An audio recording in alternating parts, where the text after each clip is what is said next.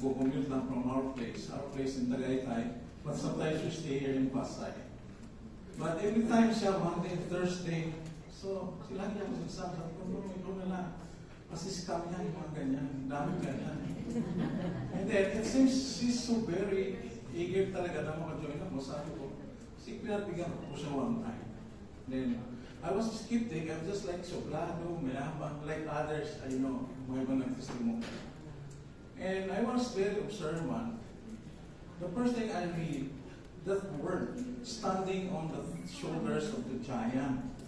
Grabe, ganun katatag itong company na to.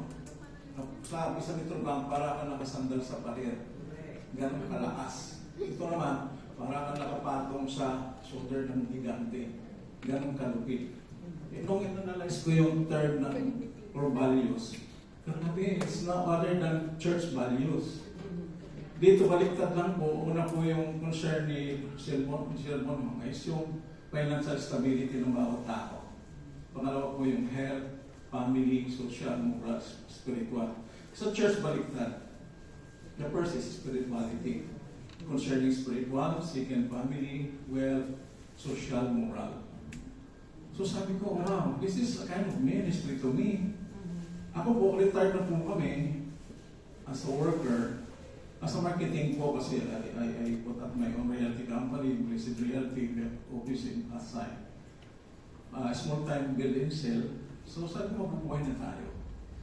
But then, sabi niya, basta mag-join ako with permission pa rin, respect. Sabi ko, sige, ikaw bahala, pero that is 180,000, that's quite big. Pero sabi niya, sige. After that, inuwi niya, that was November, parang in-ignore ko lang, hindi ko pinapansin. Sabi niya, binili ko naman yung para sa'yo. Because she knew what my situation about my prostate enlargement. It's not kidney. It's not kidney failure actually. It's kidney issues lang. So, I used to make pee 4 to 6 times a night. Very disturbing para sa kanya, sa ganun sa akin. So, nag-develop din ng palpitation. So, in that situation, try mo lang, wala namang masama, hindi inom. Kung meron sa akin pride, kasi 180, pag na-dinggo ikaw, mong sisisihin. Parang ganun lang. But wife is always a wife, diba? So, we understand, unawa. So, that pride, patagunin ako umiinom. And then, sa time, siguro mga 3 weeks lang, nagkaroon ng konting improvements. Yung PET ko sa gabi siguro, minsan 5 lang, minsan bumaba. So nag-continue ako. Narinig ko dito ng speaker kasi last time, nung batin ako, first time, katulad din sa iba na parang hindi kumakayo, hindi kumapalagpak, kasi nakatingin lang sa speaker, ano ba yan? Ano sinasabi yan? Ano ba gano'n? Sobrang hiyapang ba? So realize na, wow, ganito lang pala ako sa kanila. So, yun na, nung dinawin ko na yung sarili ko, I heard what Mom Shin told me. A piece of advice.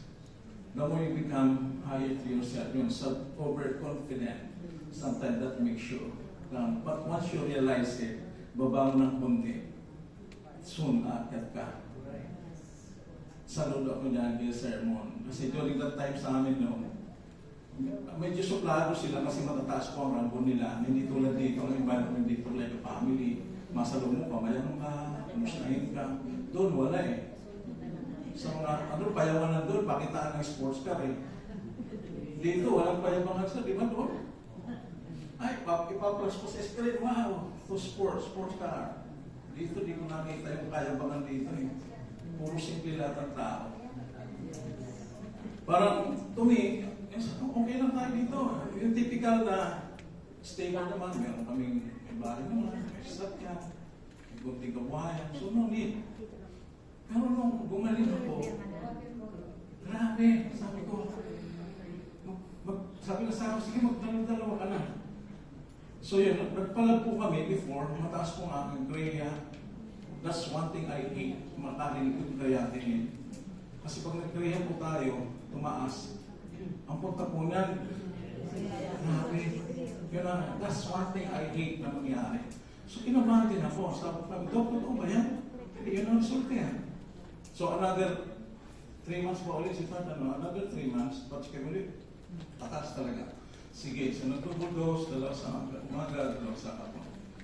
So hanggang sa nag-normal po yung pag-ihi ko, na isa na lang isang gabi.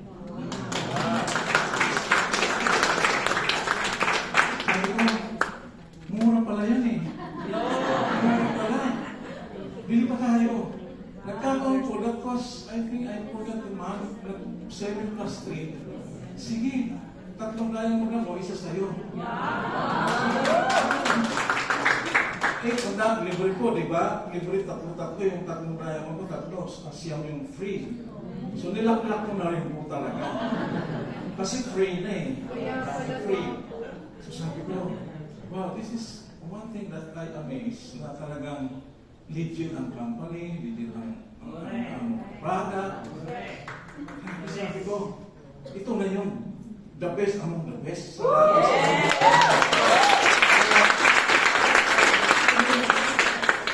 kasi wala tayo darating na magkakasakit eh, as we have heard. Kanina tayo mga explain. Lahat tayo nagkakaedad, doon pupunta lahat. But thank God, I've seen the environment here. May nakita kong 68, may 72, may 80. Wala yung lugo-lugo na gano'n. To energize eh. So ibig sabihin, wala ditong pectus, wala ditong drama, wala ditong mga... So, I mean, this is it. Sabi ko, Lord, ito na siguro. Although I believe, the great physician is none other than God. I believe in Exodus 23:25, it says, if you believe me, and then you follow me, I will bless your food, your drinks, and I will take away sickness in your body. Sabi ko, Lord, ang galing mo. But God also said, God uses instrument. Yes. And that instrument, yung food, saka yung drinks. Yun pong instrument, yung gumawa po ng tao ang Panginoon. Binigyan ng intellectual mind to discover the truth about the efficacy of the placenta. Yes. And then God uses the cleanest animal to sustain yung kanyang mga anak na manampalataya sa kanya. Ibigyan niya ng kagalingan. So yun po yung power po ng Word ni God plus yung power po ng product. Grabe, buong magwakas na ang Diyos for tayo.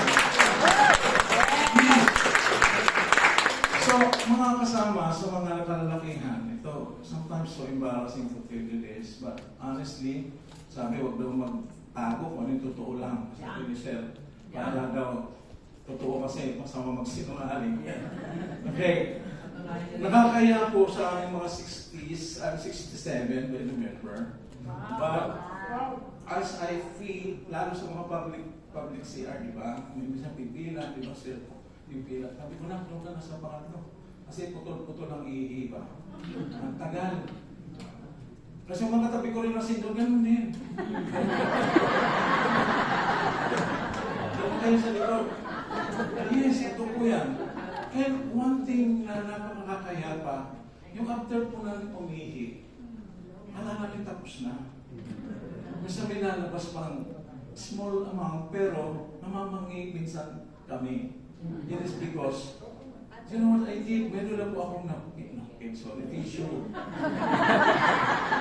Binabalot ko po yung dulo pagkatapos. So, yeah. Ganun talaga. Kasi, sa totoo lang, there are times minsan tatayo ka sa bus. Kasi minsan, sir, nahirapan kayo mag-biyahe from Tagaytay. Iwala lang sa sakyan, mag-commute ako. There was one time parang, minaamoy ako. Sabi ko, baka sa katabi ko. Pero, siyempre nasa bus ka, di ba? Nandiyan, kung naamoy kong baka, lalo yung katabi. Sabi ko, si driver, di ba senior ako, pwede pa-reserve yung harap. Kasi naiya po ako. So that was the start to realize na tayo po sa mga kalalakihan, sa inyo din yung naranaan niya, nakakayaman ko rin ang totoo. So we put tissue just for the sake na hindi po kumalat. Yung sa tissue, 28, hinagpapalit din kami. Kala nyo kayo lang papalit. So yun po yun. There's another thing is, at the age of 67 or sa my age, nung dumating ang 60s, wala na talagang gana, di ba? As we all know. May 60 years old pa po dito, sa pataas ng mga kalalakihan. 60 Sa mundo lang, ano? Pero di mo na naranasan. Ay, ang naranasan mo iba na ngayon, di ba? Kasi po, but there was one time, so, may nag-testimony rin, 92 years old. Akala ko ako lang, yung pala halos lahat kami ng senior na wala na kaming gana when it comes to, meeting or sexual, whatever. But that point, since wala na pong inflammation, nakakaihi na ng normal. Kasi dating ihi namin pag ganun lang eh. Ayun, pag ganun na sila eh. So ganun din sa meeting, no? Nararamdaman din ng mga kabayan kung matalsik ko, hindi. Wala nang ma-record ako. Hindi, ibig sabihin po, napakasarap palang mabuhay pa.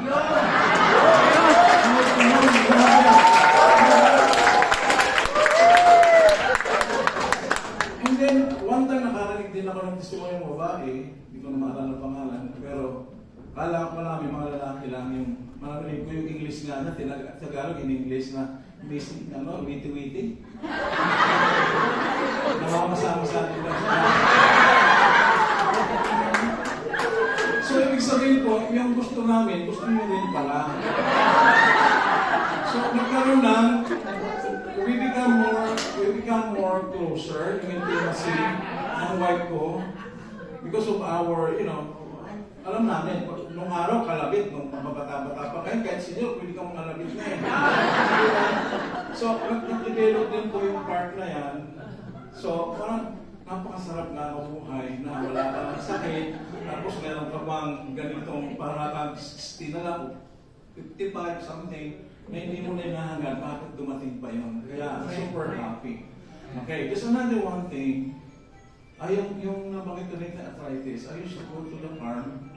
Kapag akyat sa farm, bundok, ganyan, ang sakit, bigla ba papaupo ng ganyan. Sabi ko, dali, tayo niyo ako, upo lang sa dali. Mas bawal, dadahan. Okay. Ngayon, hindi ko alam na gumaling pala ako. Na-realize ko lang po nung mga huling akyat na parang diretsyo ang lakad, magmula pababa, patak, punta sa ilog, sa talaga. That's one. Yung palpitation, nawala na rin po siya. Sobrang grabe. Then, another thing, yung depression. Kala ko depression, kalukuhan lang yan. Mga katang-isip lang yan. Babali ka lang dadasal, kaya ganyan ka. Yung pala, isa rin ako doon. Yung depression na yan, grabe parang. Yung emotional pain, sir, napakasakit. Suntukin ka na. Physical pain yun, kaya mo pa. Pero yung emotional pain, ang hirap pa. Nakaranas po ako niyan, emotional pain. I used to jump from our condo unit, 38th floor, going down because of that depression. Na sobra akong parang iba na ang training ng brain ko. So sabi po ng study, yung chronic inflammation that causes all kinds of diseases. Yung all stages of cancer, these are inflammation. Yung chronic situation po ng heart, cardiovascular, yung bones or joints. Those are inflammatory issues. The same thing po sa bladder. So, yun po lahat, na-realize ko na lahat po nag-work siya. Then, isa na lang po, gusto ko lang i-share. It's so embarrassing kung i-share ko pa ito, pero maganda na yan for the sake po sa mga bago. Na kami po, we are tasked to say the truth and nothing but the truth. So ito po yung realidad. Nakakaya, I also experienced something like, pag Tagalog, mabaho pa kayo yan eh. Inglesin ko lang, hemorrhoids. Tagalog, ang puranas eh. Meron po yung puranas sa loob, meron sa labas. I used to have a bleeding every time I make poops. Sabi ni Dr. Liste, sabi niya, hindi yan sa pulong. Kasi fresh yung blood. So, every time nakakain tayo ng mga maala, mantika, manghang, or something, ang manghang naman, hindi nagtitriggering ng inflammation. kapag nag-implant ka na nagpupig ka, masakit kasi maanghang. Pero it's not the maanghang per se. It's the oil or mga saturated fats.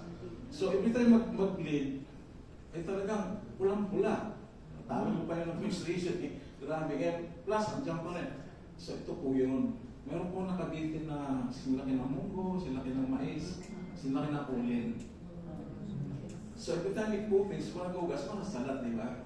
So I decided to make an operation. Tapos sabi niya, pag tinanggal, babalik din yan. So here comes, I noticed na lang po, na numipis, nag-subside, at umuurong, at hindi na lang natira. Sobrang powerful po itong aking product. Kaya sabi ko, wala nang dahilan para di ako mapigil yung bunganga ako everywhere. Yes. I should share. Isang sharing ko pa lang about sa prostate issues. Kasama namin sa work, sa church pala, rather sa church. She's working in Malacanang. Sabi niya, pwede bang pray over, di ba? Nag-pray, tapos nag-pray, nagdala na po ako ng, I think that's for 6 days, 12 pieces lang.